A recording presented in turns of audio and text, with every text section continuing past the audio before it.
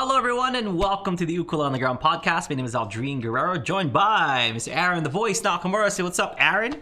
What's up? And Mr. Kahai, the legend, Fergan. Say what's up, Kahai. What's up?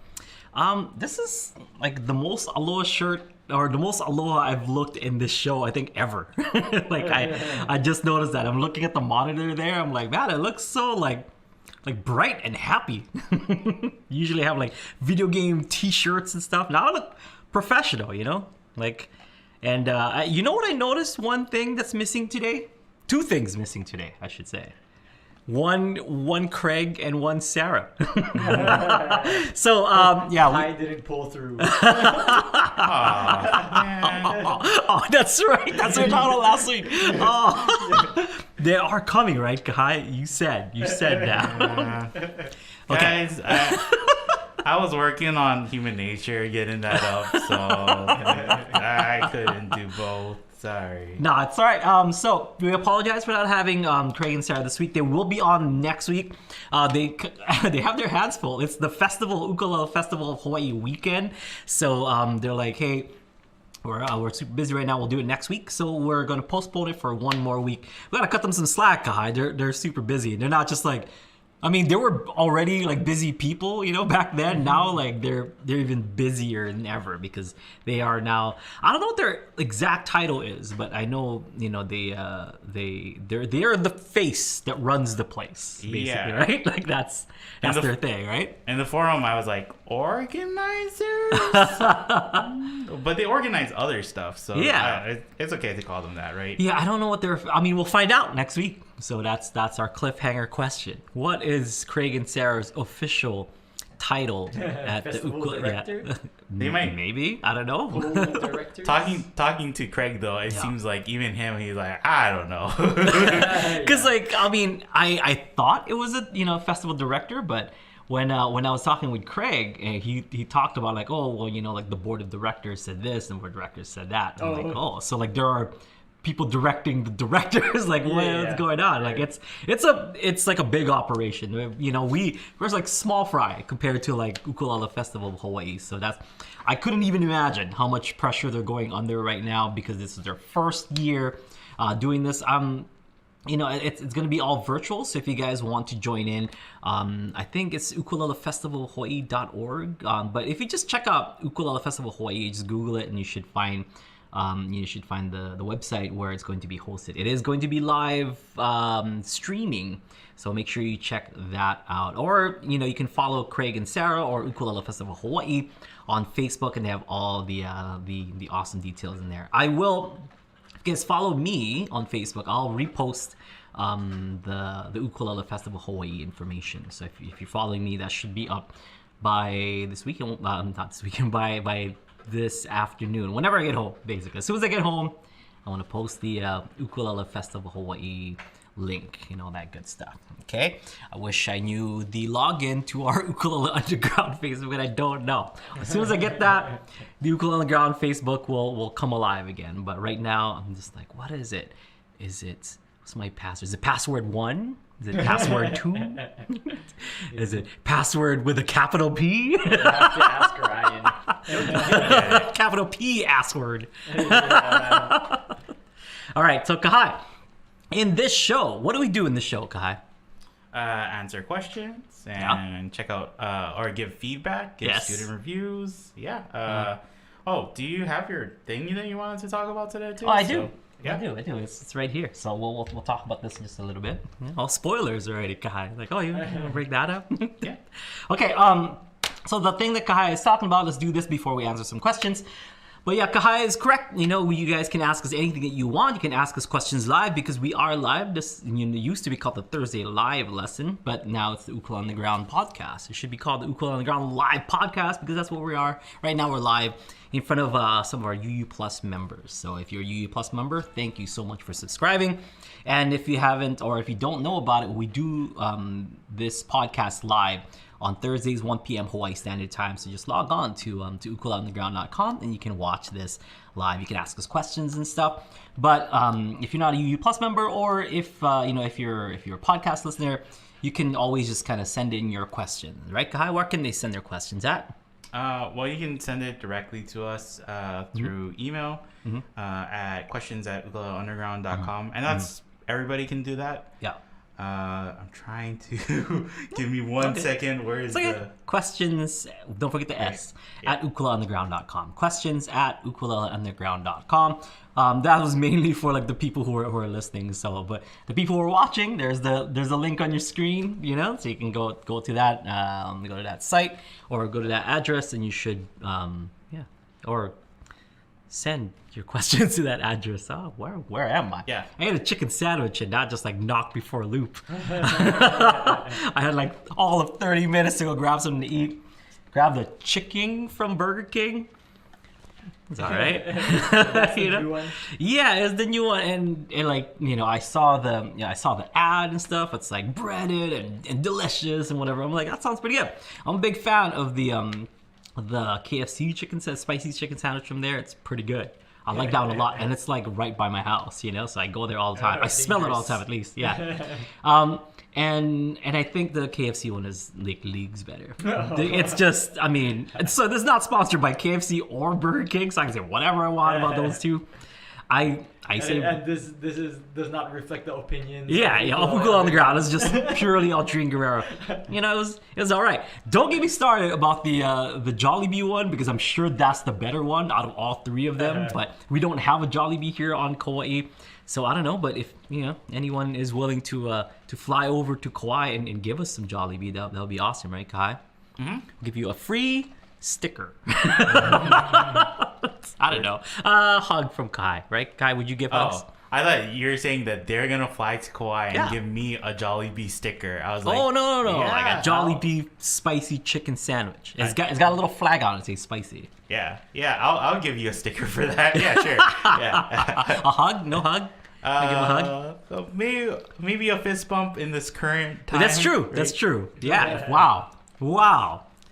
Mr. Kahai over here playing it safe. It's not you. It's me. I don't want to give you anything. So yeah, I got my vaccines and everything, but let's just play it safe. Yeah, no politics here. Here we go. So last night I received this. So I'm borrowing this book from Magic Mike Odo. This is the Ukulele Music Reader. This is written by the legendary Mr. Byron Yasui. Now, this was made in 2019, and this is only for sale through Byron Yasui. So if you ever watch him live or go to one of his shows, or whenever he is playing, he rarely plays nowadays. So if you ever get a chance to see Dr. Yasui, definitely go to that show, because he is like not just an ukulele master, he's like a music master. He teaches music over at the University of Hawaii. He's got a doctorate in music. So he's legit. And I haven't really dug too deep in this book. Like I said, I just got it last night from Mike. And this book is no joke. Like, it does not hold your hand at all. Like, it is musical notes up the yin yang with no tabs, no tabs. Nothing. Like, no tabs. It's just like, this is what it is. Like, if you want to learn how to read music on ukulele, you learn how to read music, not like tablature. So I'll show another one. There's some cool arrangements. He has First Waltz, which is I was checking this one out. I might actually do one of these for my Thursday videos now, because it's 4 uke parts. This guy's amazing.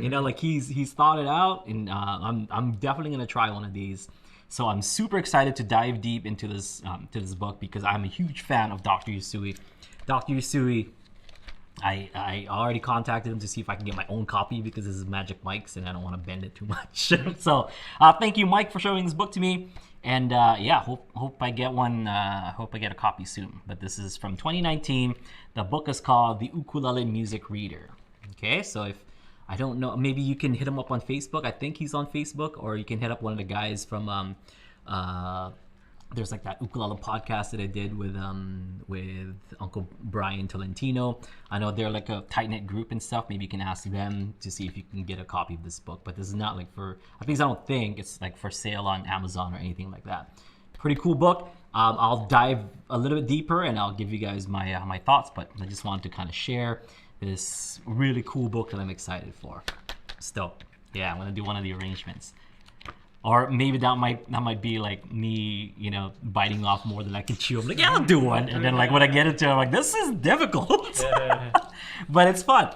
I do know how to read music and stuff, but it's been a while. The last kind of music note stuff that I transcribed over to ukulele was The Simpsons when I was doing that. This is not as hard, but still, like, this, I don't know. I'm a little intimidated. Dr. Yasui is not a beginner uke player friendly, and as you guys can kind of see, but it's really cool. So I want to share. Go figure. Somebody who teaches college level music, right, would write for a higher level music. So yeah, but I mean, you know, he goes over in like the beginning pages, like some of the preliminaries, he calls it, of ukulele music and where your left hand is, navigating the fingerboard, holding the uke and stuff. So he does explain all that. Okay. But there's like no figures or no pictures or whatever. It's just like, this is how you do it. Yeah. Like it's just. It's like, okay, let's start off. You don't know how to hold the ukulele, and here is a shark, and now we're gonna jump over it. I mean, for example, like this is page 5, and they're talking about like this is a C major, a C minor, C7, C major 7, C minor 7, C6, C minor 6, and C2. Like that's page 4. And it's just like that's yeah, there you go. And how to play those, you know, those chords and those voicings. So I'm pretty excited. I'm stoked. Oh yeah, it does have like some, you know, some basic like ukulele stuff there. That's a good one. Let's take a closer look at this right here. You gotta pull it back to you. Yeah, there you go. So yeah, pretty simple. There's some like simple chords, and you know, there's some strums and stuff. I think nomenclature it's called.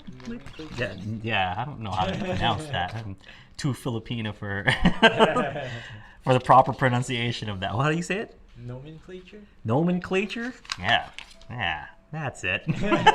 Get out of here with those fancy European words, Aaron. Fancy words that describe things. Words that you would use.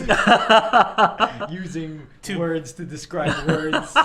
You too big now for bocha, Aaron. Too big for rubbish. Too big for bocha. For rubbish.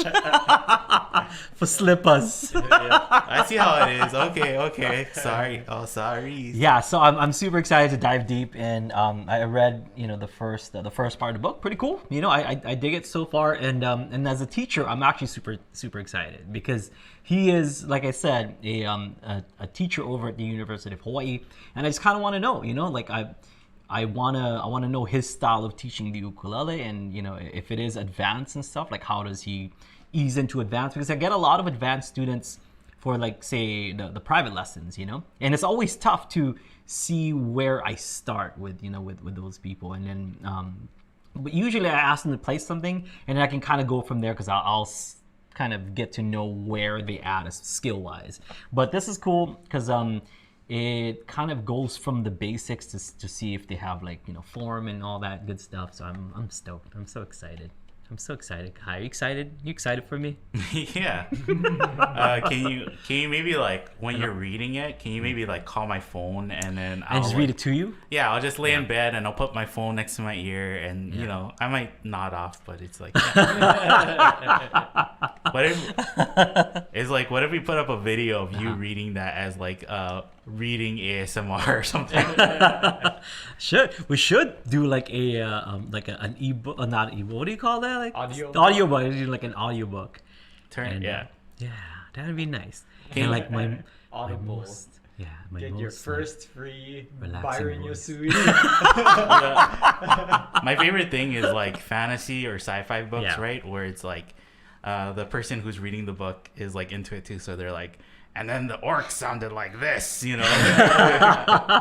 Man, now I kind of want to write a book just so that I could do like the audiobook version of the book that I write. Do all your voices. Yeah. Mm-hmm. Okay. Nobody steal that idea. Yep. This is totally new, doing audiobooks and stuff. Okay? Okay? With ukulele. All right. So with that said, before we get into the questions that Kahai got, I got a question recently regarding the past few weeks that we've been talking about set lists and stuff and performing live. So this member actually, a member, I don't know if they want to be identified, so I'll just say member. Was asking like, hey, you guys talked a lot about making set lists and performing live and whatnot. One thing that we didn't talk about is how do you handle requests? Like I'm like, hey, that's a great question. I don't even know why we didn't talk about it. That was a huge part of our show. We don't take requests. Okay, so now Kai, what's the first question? No, just so joking. you gotta get a poster board, and you're gonna write NOREQUEST, right? And you want it to be kind of big, not too big, but it's visible. You want to be nice about it, so put a happy face, like a smiley face after the no request. Or you can put please no requests, right? PLZ. Yeah. Because it won't be too, too proper. Yeah. Okay. Now, in all seriousness, we in our show we allow the audience to request stuff, but we also reserve the right to say no, to refuse like requests. So, we tell people like, oh, just shout out stuff, or like I make a joke about it at first. I'll say something like, if you guys have a request, write it on $100 bill and place it on the tip jar, and if we don't know it, we'll like make it up or something, like something funny like that. But you then introduce the idea of being able to request stuff. So that's kind of that's my like the psychology behind it. Also, you also introduce the tip jar. So it's like two things where like you as the audience member are given permission or I guess informed that you can make requests if you want to, and you are also informed that the tip jar exists. So it doesn't have to like it's clearly a joke, the $100 thing, but like it wouldn't hurt. Like it actually gives us more motivation to play whatever your request is if you're putting something in. $1, whatever it may be, just don't put coins in. Like that's I don't know, like kind of offensive, I think. Like it's just kind of like dumping your change into the tip jar. Well, it seems like too, like by saying, you can put it on $100 bill, and obviously it's like you being, like kind of sarcastic. Yeah. But it seems like that also stops people from just like putting in $1 bills and it being like a jukebox, right? Where it's I'm putting in $1, now play this song. I'm putting in another $1, now play this song. I'm putting in. It's kind of like, well, maybe I gotta put in like a few dollars before I can actually ask them a song. I can't just put in, at least to me, it seems like that would stop people from doing that kind of stuff too. Yeah, there's like a psychology behind it, and or I'll crack like other jokes and stuff like, oh, you guys can request stuff and we'll put it on Spotify after the show. And now, and the people will laugh, and it's just kind of like an icebreaker. It's one of those things. Banter is huge for me. I really treasure banter with the audience and with Aaron, and Aaron's perfect because like very rarely he'll actually say something back. So like I'll just go off about Aaron. I don't know, like I'll say something like last night. I'm like, Aaron just got back from his European tour and he's only here for one night, so this is very special to have Aaron the Voice Nakamura here. A lot of round of applause. Give it up for the guy. He's going to his like Asian tour tomorrow, so very, very, very fortunate to have. Just say stuff like that, or like, then the audience is like, is he like gonna go too? And we do get that question of like, right on. Like last night, they're like, hey, so you just got back from your European tour? And Aaron would have to explain like, no, he's just joking. But we have toured Europe. Yeah, we have. That's the thing. Like, before, so it's not. Like, it's also not like a complete joke from like it's not. It kind of like walks through that tightrope of like, is it real? So it's always it's always fun for the banter. But anyway, back to requests. We encourage people to like to tip, but you don't have to. If you're coming to our show and stuff, like we love everyone. It doesn't matter if you're generous enough to tip or you want to just hear a song. Some people just yell it from their table, like they don't even come up, they just yell it from their table. Like, oh, that's a good song, we'll play that or whatever. Like if we're in the mood for it, if it fits in the set list, or if it fits with the energy of the crowd, there's all these things that kind of have to be set in place. Do we know it well enough in order to play it in front of these people? If it is a request, that means that person knows that song pretty well. I hope, Can I offer? Can we do some role playing where I'll be an audience member? Okay. How would you react? Yes. Okay. Wait. What's my motivation? Well, just you guys at Oasis, but Okay. So Go. okay, this is somebody who maybe you don't see. They don't say anything at first. In this scenario, can I be 6'3"? Yeah. Okay, cool. I'm very tall. Yeah. Action. Yeah, and maybe it's like you guys are, in the middle of your set. Okay. Play Freebird. Play a Freebird. Do you know how to play Freebird? You should play Freebird. All right. So our next song is gonna be.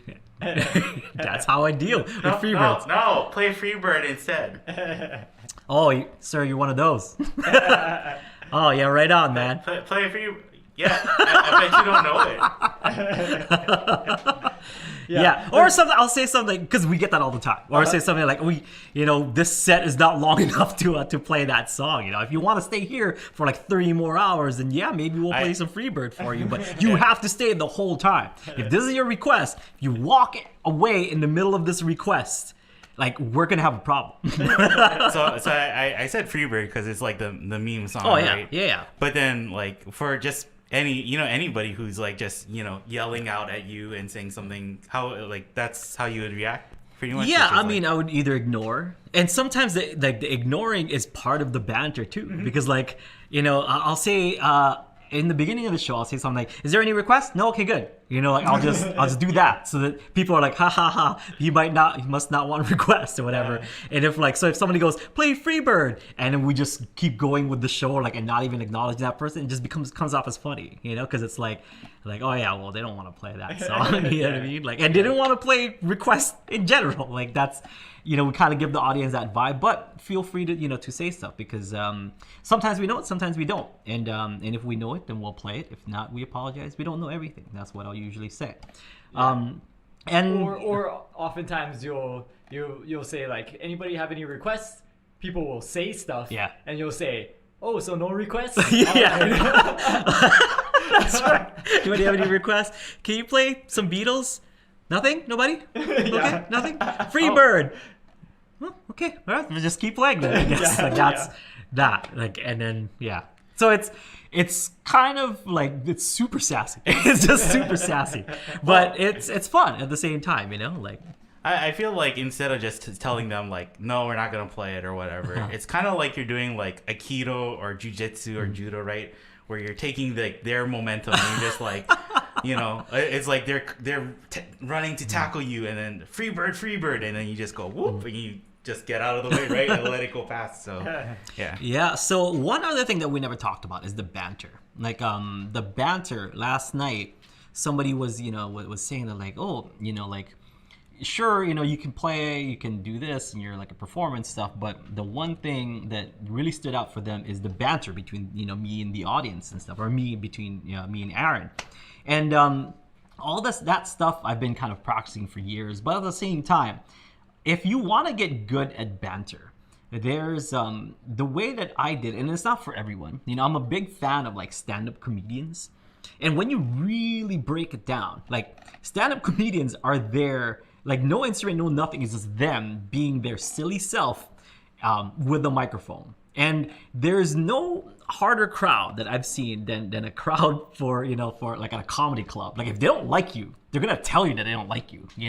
So how is it that some of the best stand-up comics can be up in front of thousands of people just by themselves and their microphone? I've seen, not seen live, but I've watched people like Dave Chappelle, Mitch Hedberg, and all these people like doing their craft with just a microphone, talking to an audience, and they're commanding it like a general of the army. It's kind of insane.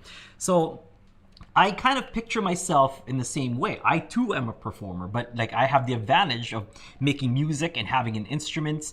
But at the same time, like if the audience doesn't connect with me, then it's just me, like playing for myself, really. Or like, what's the difference between me and the radio? Like they could just put the radio on. That sounds way better than me, but it's that personal touch. So it's the banter. It's the, it's making the audience feel at home or feel like they're a part of the show. That's very, very, very important for me. And making people, helping people have a good time. Really, is what it is.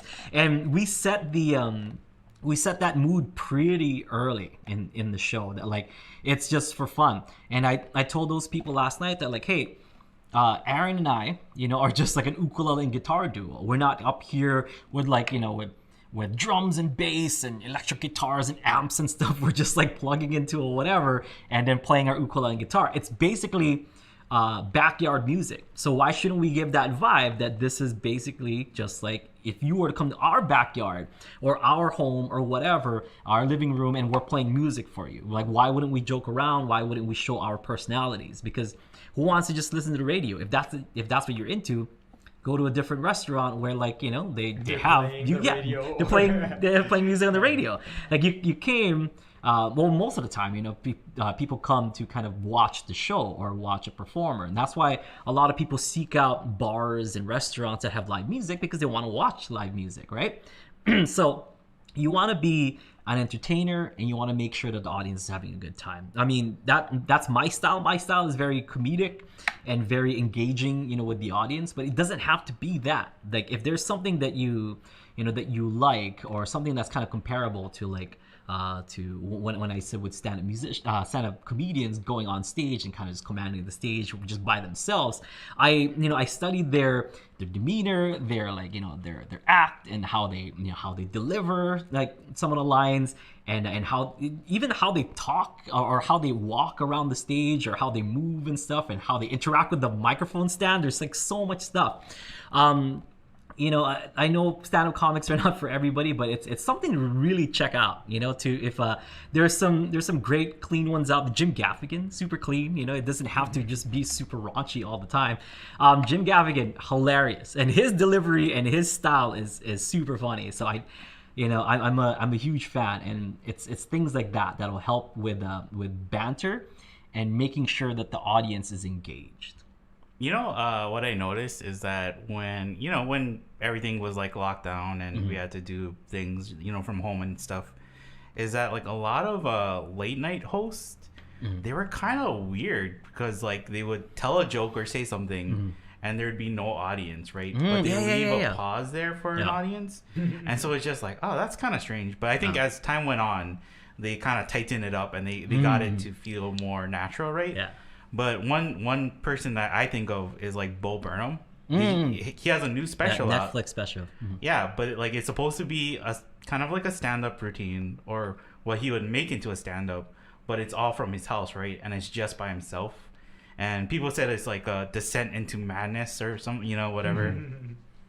But his delivery too is like, you can see how he really thought about like, okay, I'm presenting this kind of like a stand-up thing, so there you can see where it like ebbs and flows, but then also like I understand that there's no audience to actually react to it, but I gotta kind of put in either like a pseudo audience or something, right, to make it so it seems like, oh, okay, this is when it. I think that's like what he's like really good at is like timing, and I think that's what good stand-ups are, also good at. Is like they're timing to like, okay, here I'm gonna tell a joke, and just pacing, right? Like I gotta leave space for either laughter or do I go right into it? So when you look at, if you're gonna look at those things and use it for your own like banter, like I would suggest like really paying attention to those details, right? It's like, oh, okay, so it kind of like you kind of have to feel like this before I can just tell another joke, or I can just say another thing. Yeah, it's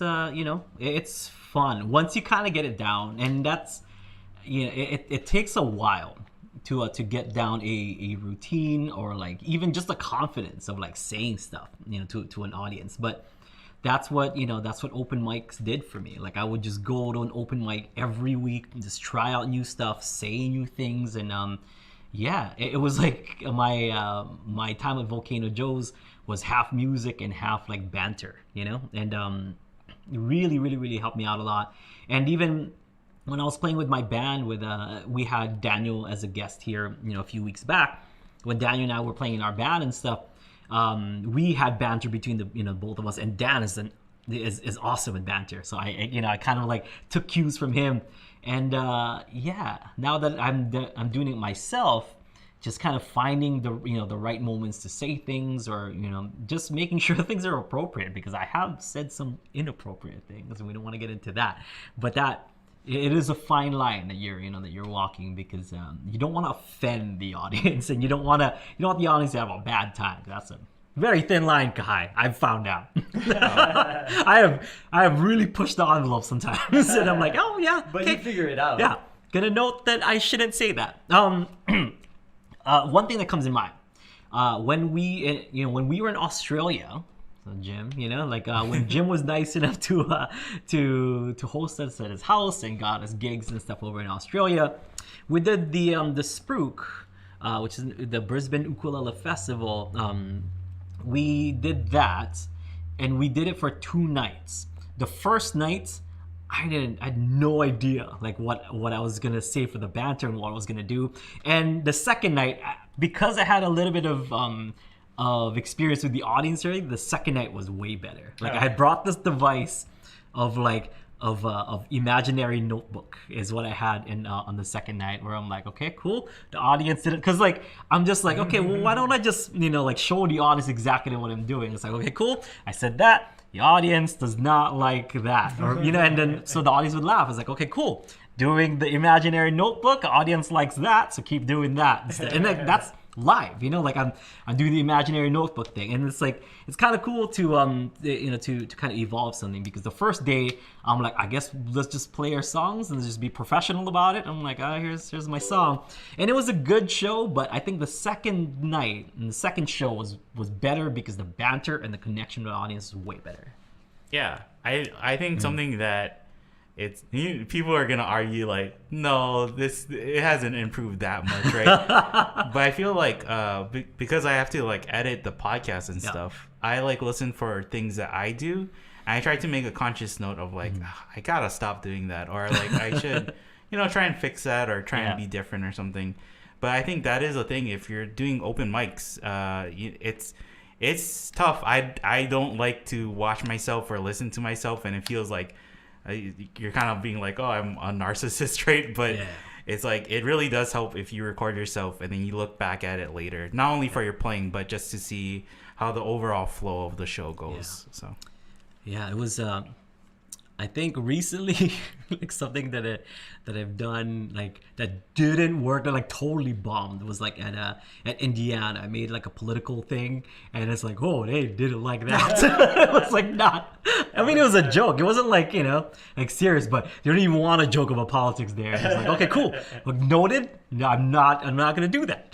wait, was it Indiana? It was Indiana, right? Or was it San Francisco? Was it San Francisco that I did that? I don't remember. I don't want to say what it is, because I mean, you usually stay away from politics anyway. But... Yeah, I don't know why, but I think it was a workshop. It wasn't even a performance. It was a workshop, and I just said something that it wasn't even it just had. It was referencing something political, but it wasn't the joke itself wasn't politics. Yeah, now you know what I'm talking about. Yeah. And it's just they didn't like that at all, that I even went near it, so I'm okay. It might have been San Francisco. Yeah. No. Was it Brown County? Anyway, I guess it doesn't matter, but, so there's some times that I too step on landmines. And I'm carefully treading, but yeah, it's okay. I recovered from it. It was fine. Yeah, they had a great time. For those people who were in Brown County, it's I know what he said. Because as soon as I said it, it was crickets. It was supposed to be a joke. It was crickets, and I'm oh, they did not like that. Oh man, see, sometimes Bill Burr will also bomb. Right? It's not every show is gonna be good, right? Yeah, I think if you ask every stand-up, right, they'll say that they went through growing pains of doing jokes or doing things and realizing oh my god, nobody is laughing. That's tough, because in comedy clubs you have hecklers up the yin yang that'll just boo, or whatever, you suck, or whatever, they'll just start saying stuff. So I don't know, I tried to land, it didn't land.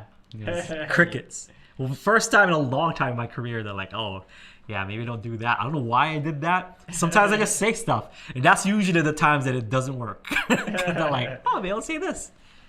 But yeah. Kahai, so let's go to the emails. Yep. So we got about half an hour left, so Yeah. maybe we can try and speed through some of these. Yeah. So Chris and Sue asked, I think this was on last week, they asked if you can show how to do artificial harmonics and talk about the technique behind that. Okay, so artificial harmonics, real quick. The loudest harmonics on your instrument is the halfway point between the nut and the saddle of the ukulele, that being the 12th fret. So because it is the halfway point, the harmonics are going to be the loudest there. So the 12th fret. You also have harmonics in other frets, like the 7th fret, for example, but it's just not going to be as loud or as bright as the 12th fret because that's just the loudest. So now that we have established the 12th is the loudest, we're going to do some math, everybody, okay? So if you place your finger here on the 12th fret, you're making this, this scale shorter, correct? Oh, sorry, 2nd fret. You're making the scale shorter. So this is now the new, I guess, nut, you can think about it. And then here's the saddle. Now, so 12, we said that 12 was the number. So 12 plus 2 is going to be 14. So we don't have the luxury of our left hand to assist us with the harmonic. So we're going to use our pointer finger. So the pointer finger, the flesh, not the nail, the flesh is going to go right on top. And I'll show it to you from this angle here. So it's just going to go right on top, the 14th fret, because 12 plus 2 equals 14. And then from behind it, and I'll show it to you from this angle. There it is. So my finger there, 14, okay? And then thumb is going to hit it from the back.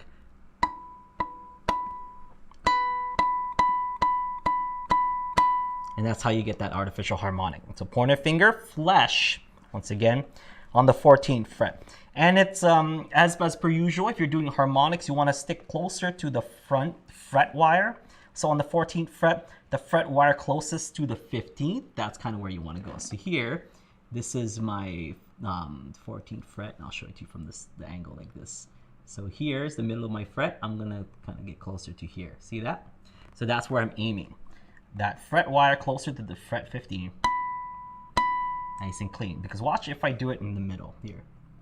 Like that. It's okay. But if I place it right on that fret wire, it should be all good.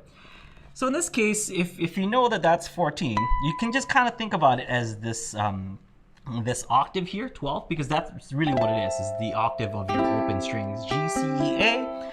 This will also be G, C, E, A. So if you have B here, it's going to be B over here as well. So you can kind of move, and play notes on the left hand, and you can just kind of play those notes by just thinking about the 12th fret. Imagine there's a nut here in the 12th fret, and you're trying to mirror what you're doing here on the left hand. So,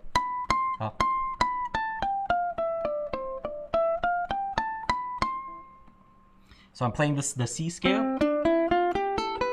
So it's going to be 0, 2, 0, 1, 3, 0, 2, 3. So here I'm doing 0, which is 12, 12, then 14, then 12 on the E string, then 13, 15, 12 on the A string, 14, and 15.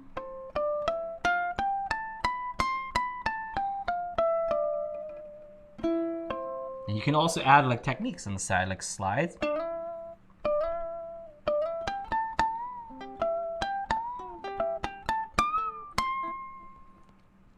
And that's artificial harmonics. So the magic number is 12. Okay, next. Yeah, I think the thing though, in general with harmonics is the problem that people have with harmonics usually is the touch you need to play it, and it's a really light touch. So that's kind of what you have to keep in mind. I know before we said it's like butterfly kisses on the strings. Yes. So think of that. Yeah. Yeah. Okay. The next question is from, let me pull it up, from Skip Lunch, and they ask, watching Aldrine discuss balance, I started wondering about string action and playability. Not that a high or low action affects balance, but is one or the other better for picking? Or is there an optimal action setting?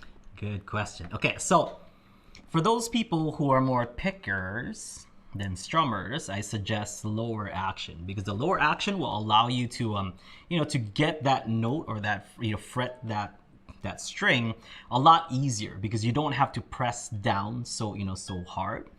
But at the same time, if you hit it any harder than you're supposed to, it's gonna buzz. It's gonna like hit against the I mean, not all the time. I'm not saying this is like it's guaranteed to do. You're gonna have to hit it pretty hard. But the reason why I went with a higher action recently is because I do a lot of hard strumming. So if I do hard strumming and the strings are closer, for those of you folks who don't know what lowered action means, that means that the strings are closer to the frets height wise. Okay, so the height of your of your string. So imagine this is the fretboard, and this is how high your strings sit on there. So you can either be on a higher action or a lower action. So the lower action allows you to just kind of place your fingers on the frets, and it'll just kind of go down like nice and easy. Imagine if you have high action, you would need a little bit more effort in order to put that string down.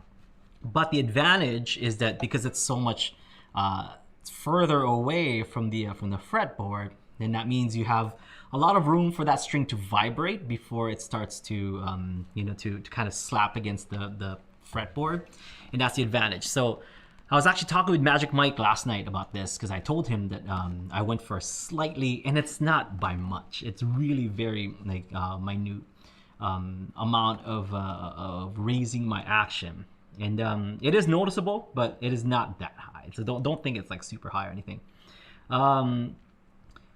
Mike was saying, like, because he's a bass player, he was saying that a lot of the great bass players, if you're into playing bass that has like a lot of fast notes and stuff, you want low action, because you can just kind of like touch the string and it will react, or it will make a sound, or you'll get that note without any effort, and that allows you to do like kind of speed picking or whatever it may be.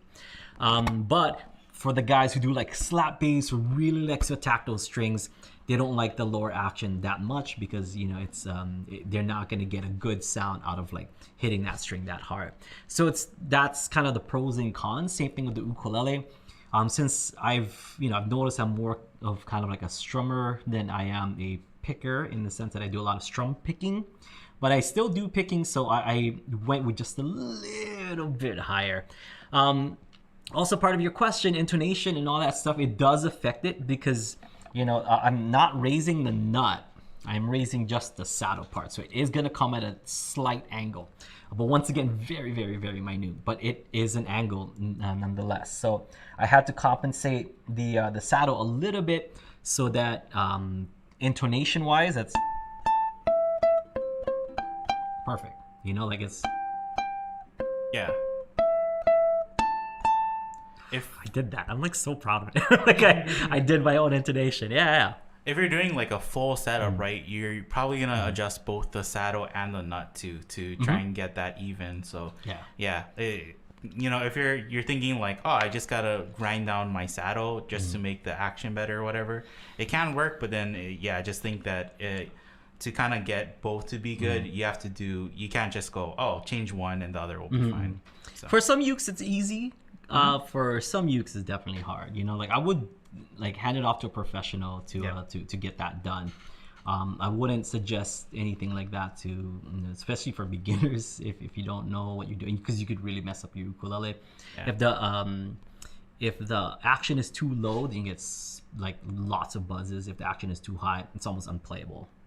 So because like for a professional, it's less of like guessing what they have to do, and it's more of a science for them, right? Like they know exactly like, okay, we'll take it down by this much millimeters, or we'll do this. I have because I kept the old saddle that I had that was on here, that was pre-installed, and I just basically went pretty close to it, but I gave it, I didn't measure it or anything, but I just gave it just like a hair more, like paper thin, maybe 2 pieces of paper higher, which is not much, but noticeable for me, and it feels good, man. It feels so good. Feels so good, and it feels like I'm playing a grown-up uke now because it was just so easy to play. Like an instrument with lower action is easier to play, and that's why a lot of people tend to go towards lower action.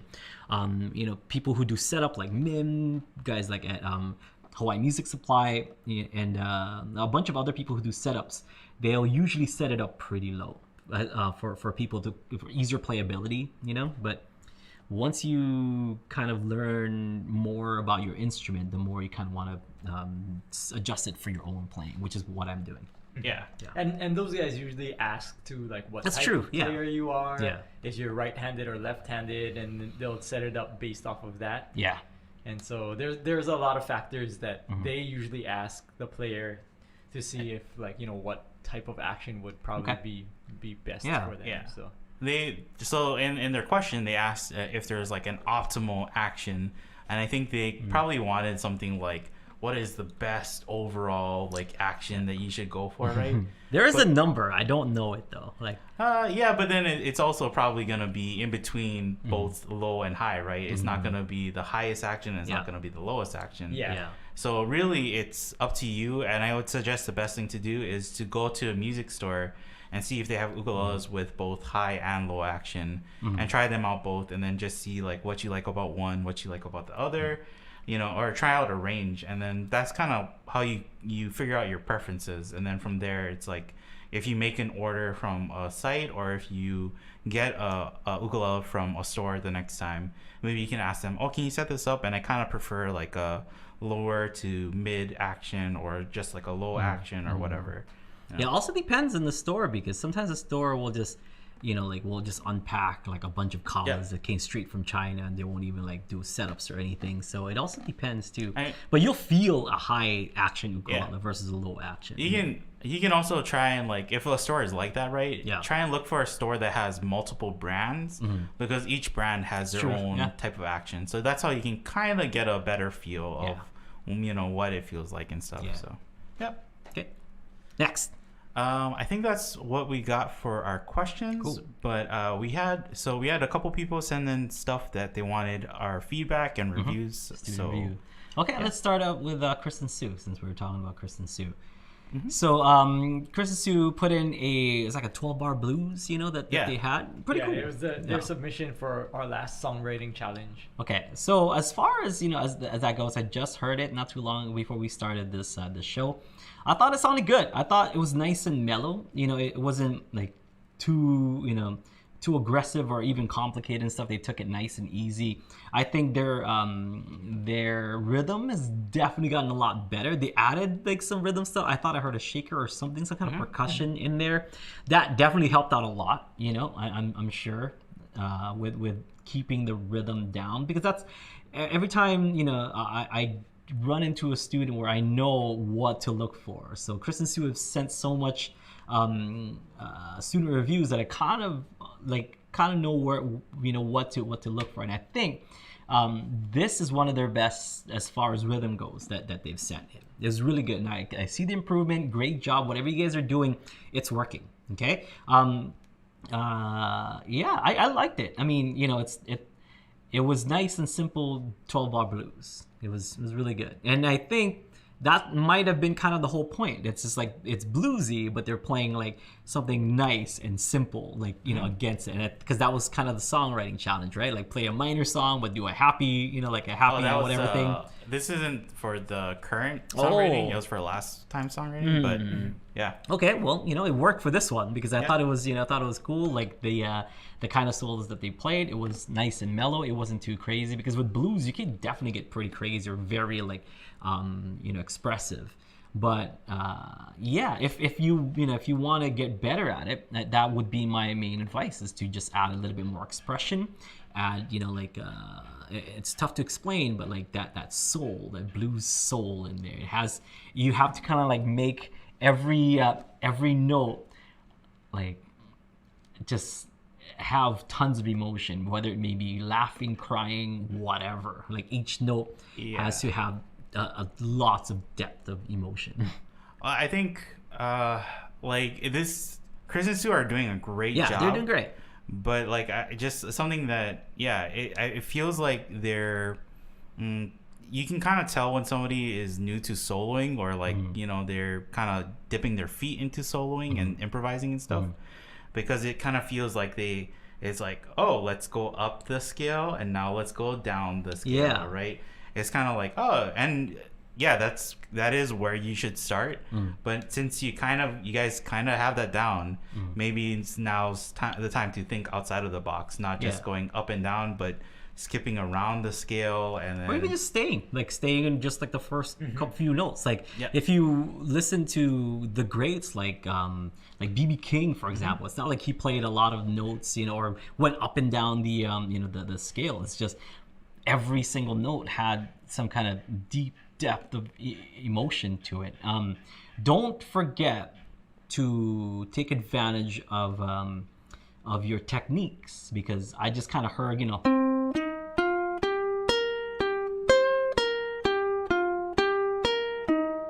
where just kind of notes, right? So you can do something like,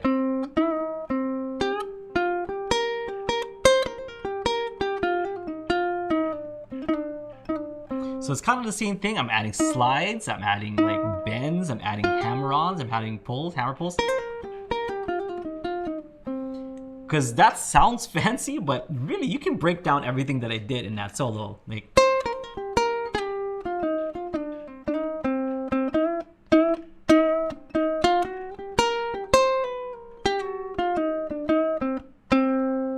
and it just makes for more interesting solo, and it adds that emotion to it. If you're squeezing that note for everything that it's worth, like, so volume, makes a big difference. There's a lot of stuff, but in time, like I'm not too, I'm not gonna be picky or too worried about it. But if you want advice on how to make it better, that's definitely my advice, is to add, like emotions to those notes. Yeah, I think they're doing great. And I think these are just things that like now you can start to think of, because you've already reached this point of you're pretty good at solo, or you've got the basics of soloing down. So now how do you elevate that? And like, I think like what you're doing right now, right, is not only thinking about the notes and the feeling of the notes, but also, or the you don't just play with just what notes you pick, but you play out with the rhythm too. Because I think you guys are kind of sticking to like eighth notes and quarter notes, and then try and like make it so blues and jazz and all that type of music is kind of gets its feeling from like syncopation, where it's like a little off kilter, right? It's like this note is held for a little bit longer, or this one is like shortened a little bit.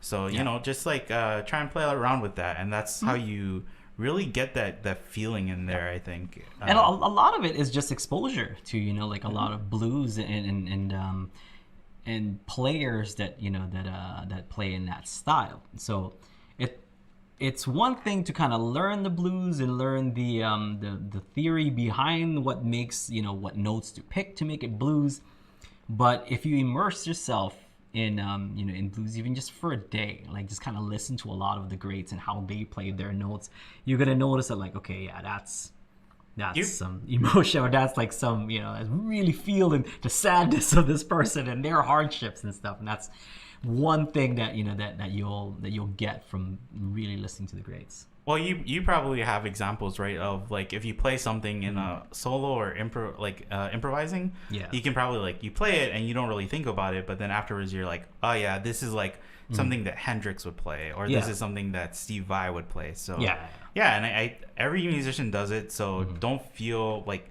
I would encourage to go out and steal from other people, take their riffs and just play it, right? So definitely check other people out, other players out. Okay. Yeah, I did notice that they were playing around with a lot of bends. There were a lot of bends in there, but I think it's still like a matter of playing around with knowing how much to bend and where, because it seemed like there was I guess sort of not like a fine level of control on the bends. So it'll go like, because can you give examples, like, because you can do like a bend to the next fret, or even to the 2 frets up. So here, so I have this note, I can bend to that, or to bend to this. So That's what it is. Right there. Or I could go. Yeah, and so you kind of have to get to know your ukulele, how much pressure to put, and how far to bend it in order to get to the next note. Yeah, and the bend has to have purpose. Yeah, it can't just be just a bend. Yeah, and then sometimes it seemed like maybe they weren't using two fingers to bend because it wasn't getting quite to the next note, you know? Like, if that's the bend, like, it's not just... Yeah, or they were doing like a lot of bend up and back down. It sounded like, it kind of sounded like somebody who just got a new instrument with a whammy bar, or they got the whammy pedal and they're like, ooh, wow, wow, but without like doing we're playing around with it, Yeah. but then knowing how to control it so that it gets to the note that you're intending, and then being able to hold it or hold that bend for the duration that you want it, like either long or short. That all comes with practice and time. So yeah. It's a great start. Yeah. So that using that in using that as an example, like the half note and the whole note. What I mean by like purpose is it's hard to explain, but you kind of have to have a map or at least know what the phrase is gonna sound like, or have an idea. So for example, I want a phrase like right? And I wanted to like, okay, well, how do I add a bend to make that, better? So that's when you add the bend, but it's part of that, like what you were intending to do anyway, what you heard in your head. It's like, okay, cool, but how do I make that a little bit more interesting instead of just going? So yeah. And so in that case, you knew exactly how What note, far to bend. What note you were aiming for. So you bent until you heard the note and then came back down. That's a note. Yeah.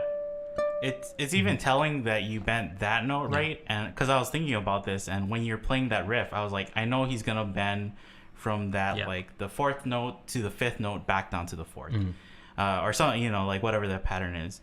But you could have also bent that like slide into it, but I kind of like instinctively knew that it was like, I don't think Aldrine is gonna do that either, because it's gonna I think the bend is really a technique to add kind of tension. So like thinking about that is like, when do I want to kind of make it feel like it's uneasy, or I'm really building up to something, and kind of that's when you might want to put in bends.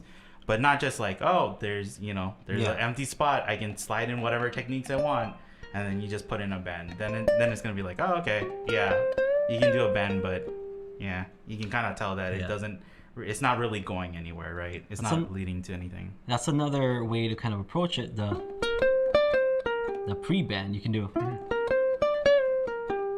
So just like hitting that note, but then like pre-bending it so that you're still at that same note.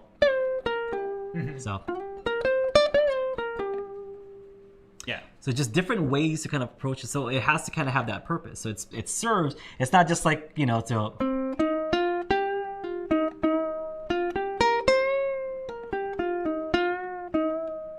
like just to bend the note. It has to have like a purpose. So if I'm gonna bend this, it's like, well, where do I want to bend it to? Like how Aaron said. So.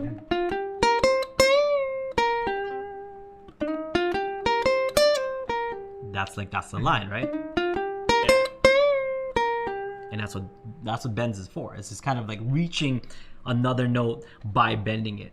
Yeah, and then maybe reiterate the supporting the bend with another finger. Oh yeah. So I was using 2 fingers there, or 3 even, for more support. Yeah. So the finger behind the fretting finger is also pushing on the string. In order to help bend that note. And that makes bending a lot easier and even more here. controlled, right? Where you can get to the note that you're looking for. Yeah. Something I heard them do, which I think this is what they're trying to do, but they did like they repeated one note, right? Like they took our advice where we said like just stay on one note and then just repeat it. But they're like bending it, and they're just going bow bow bow bow, which is, it's not bad, But then on the, like, that's where it's like you can think of it instead. You just bend it up. You go wah, and then while it's still bent, you just keep hammering on that note. Bam, bam, bam, bam, bam. Right? Like it's bent, and then pre-bend it. Yeah. See.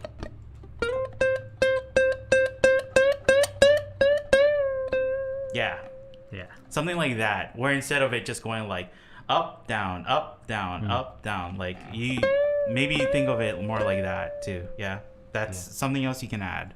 So, Yeah.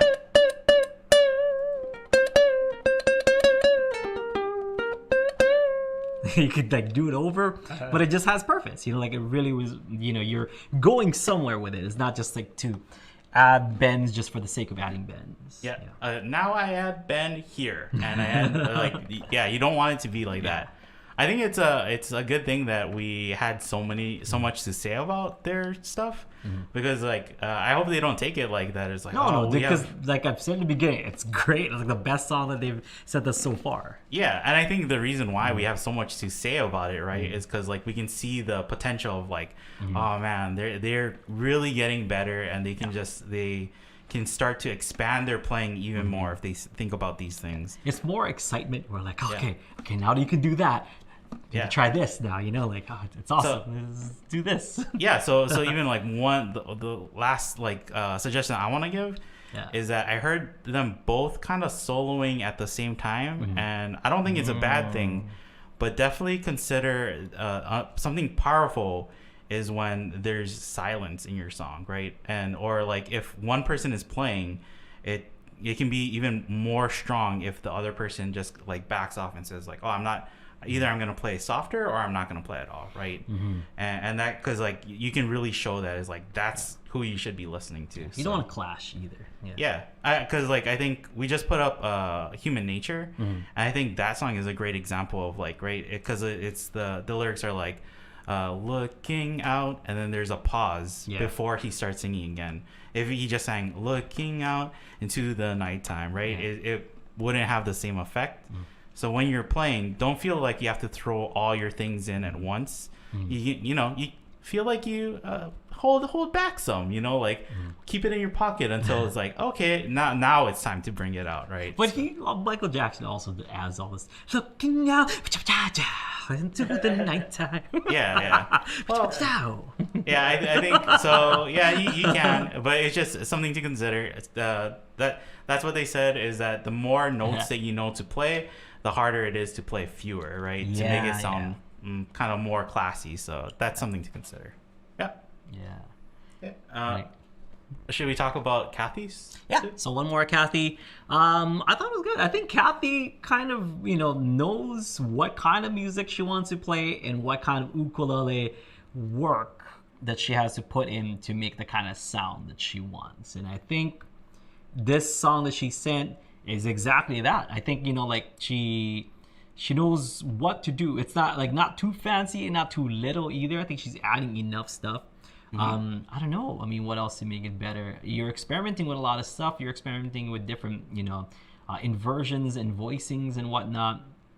Maybe adding extensions might be something that you can expand on. So, for example, just instead of just playing F the entire time, like you can add an extension.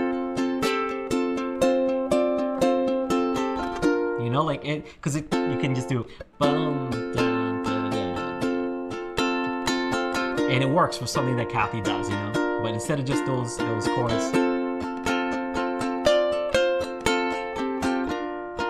it just adds a little bit more without being too much, because there's definitely a fine line also on that, to being too much. So add in something that that is tasteful and will kind of match with whatever you're doing. I wouldn't really add too many things, because like I said, whatever you're playing definitely matches with what kind of music you're doing.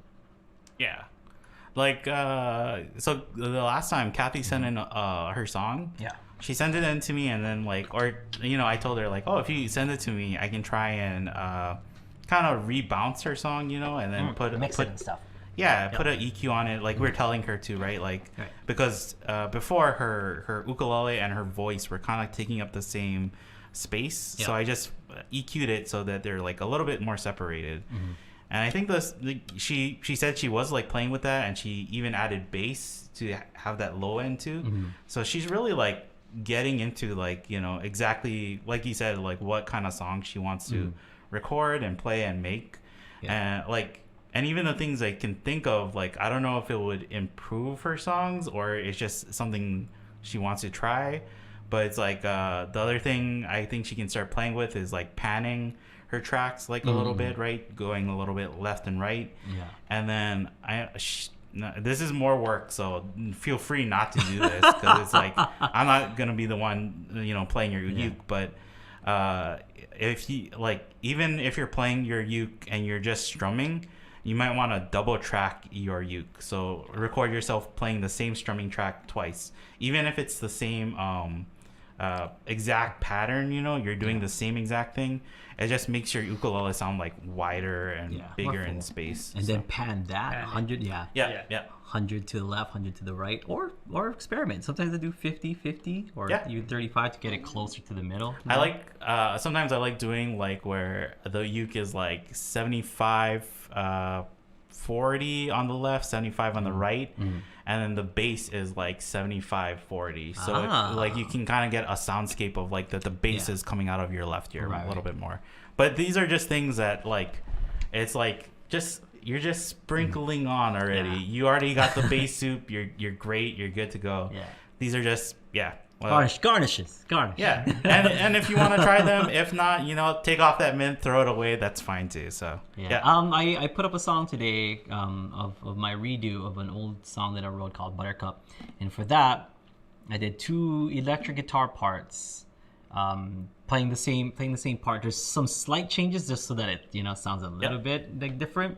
Hard left, hard right, which is 100 left, 100 right. The 2 ukes, basically the same exact parts.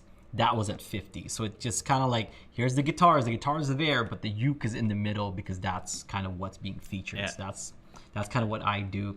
And what made it sound really cool was the cajon part. I doubled that, and also hard left, hard right with the cajon.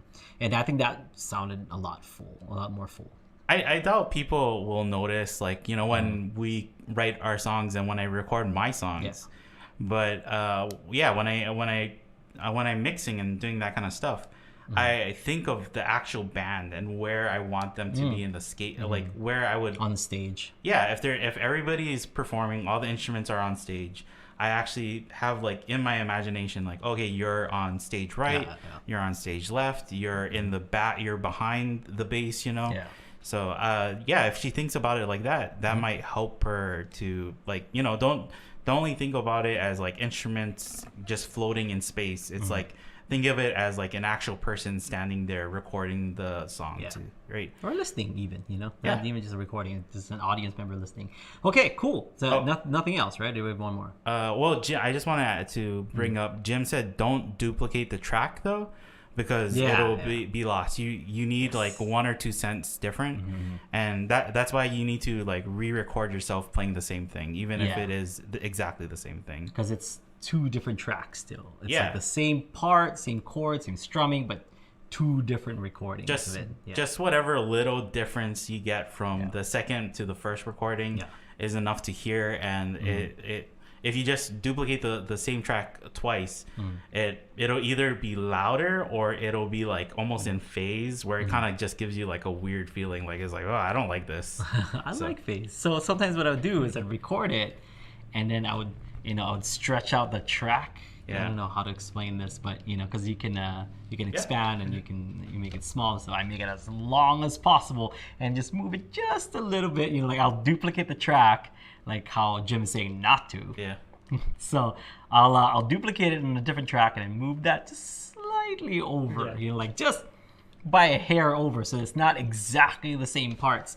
And that creates a nice little phase like sound to it, and I dig it. Yeah, hard left, hard right. if you're going for that effect, right? But if you're trying to make it like a natural sounding thing, it's like, oh, this gives me a weird feeling in my tummy. I don't like it. Something's going on. So yeah. Okay, guys, thank you so much for listening, for watching, for checking us out, for hanging out here on Ukulele Underground podcast. We'll see you folks next time. So Kai, next week then you promise? Craig and Sarah are gonna be here. I hope so. We have your word on that. Yeah, and then also if Craig and Sarah are coming on next week was supposed to be when we have our songs due, but we'll probably push it back another week, right? Yeah. Oh man, if you guys are looking for Kahai, he's under the bus. That's where I threw him. Dang Craig and Sarah making us push back our songs. Oh. Yeah. But yeah, have a great one, guys. Stay safe. We'll see you folks tomorrow for Aloha Friday Live Jam. And also, check out the brand new lesson, Human Nature, Michael Jackson, over on Ukulele Underground Solos, or UU Plus Solos. We'll see you next time. Aloha.